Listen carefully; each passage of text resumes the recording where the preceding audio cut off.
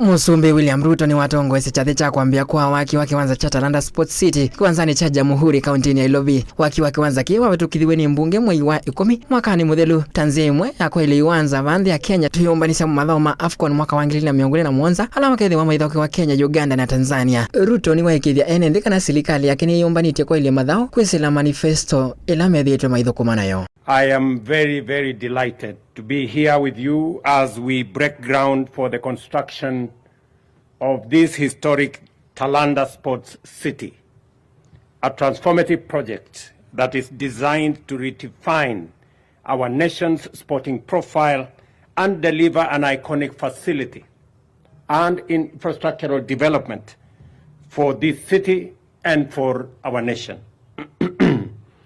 In the bottom-up economic transformation plan and agenda for our country, we committed to facilitate our sportsmen and women and deliver adequate resources to develop every sporting discipline for Kenya to live up to its identity as a sporting nation. Ngaliko nyingine yake Minister Muvyane wa Madhawa Babu na Mwamba ni watu mevizo yeko kunieleve serikali ya Kenya Kwanza kwa kwili wamezi mostali wa mbendini wa maando makoniti madhao muno madhao ma muvila wa mao na ola unemukune mungu ni muvya munene wa FIFA. You have started reversing the painful cost of living, whose sharp spiral is among the heavy yoke of monstrous national tasks you inherited on that historic sunny afternoon of September 13, 2022. While the spotlight has been on these macroeconomic manifestations of your transformational leadership, and rightly so, at the micro and granular level, sport is among those sectors that have immensely benefited from the miracle of your Midas touch. You see, good sir, at the time you took office, a short 16 months ago, the Kenyan sporting scene was in a dizzying spin, in total shambles. Just to jog our memory with a tip of that gigantic iceberg. Number one, the entire football economy was in the deep freezer, suspended by the world governing body FIFA. Number two, swimming was dead, banned by World Aquatics for eons. Number three, athletics, the jewel in our sporting crown, was on the verge of a devastating ban by World Athletics for unfettered runaway doping. Number four, there was zero state effort of any complexion to support development of the immense talents of our youth, while corporates had taken flight from sports sponsorship. And five, the country's sporting infrastructure was in tatters.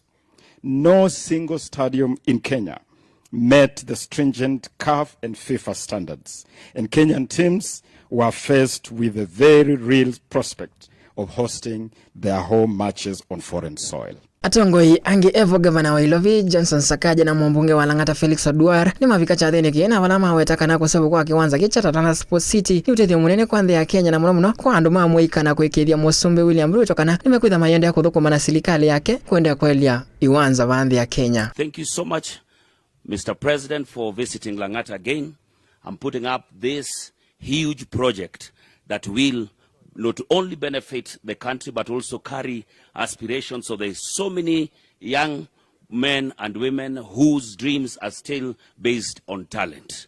What we would request as a constituency, we border Kibra down this side and Dagoretti on this other end.